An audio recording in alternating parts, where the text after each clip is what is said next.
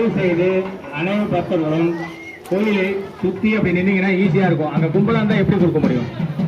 எல்லாம் இப்படி வந்துருங்க, இப்படி வந்து கியூவில் வாங்க. நான் வச்சுக்கிறேன்.